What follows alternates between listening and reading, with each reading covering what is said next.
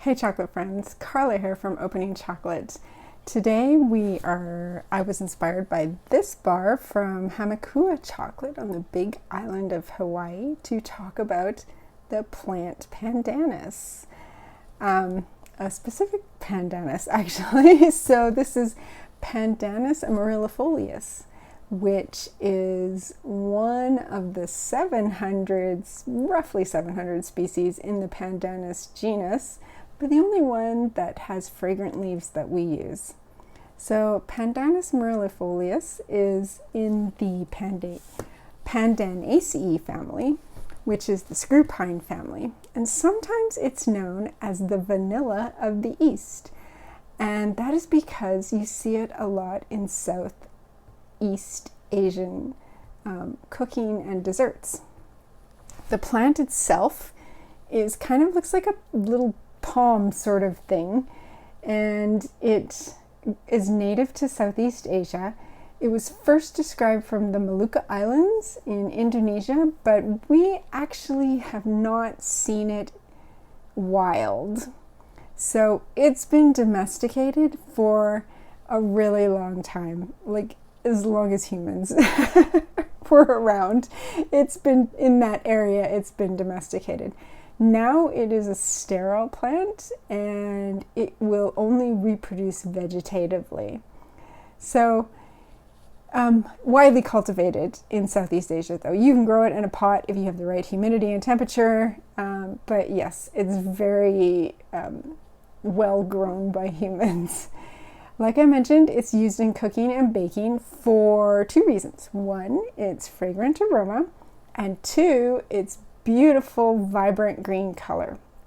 If you've had a dessert with pandan, it was probably this beautiful, bright green color.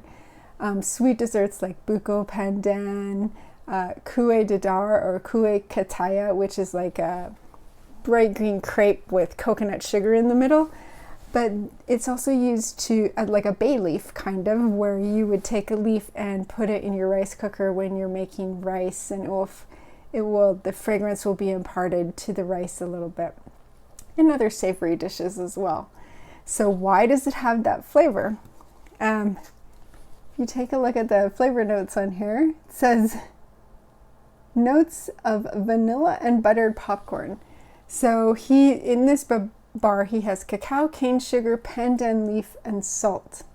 So that buttered popcorn note, which is such a fun note to have in this chocolate bar, comes from a compound called 2-acetyl-1-pyrroline, which is a volatile compound produced when the leaves are damaged, and it smells like buttered popcorn. That's its characteristic.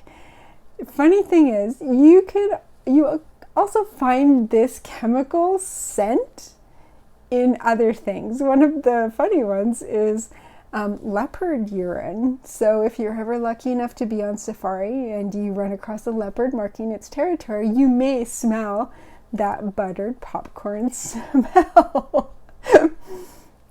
Jasmine and basmati rice also have that compound in it, so when you add the leaf when you're cooking it, it just increases that note in the rice.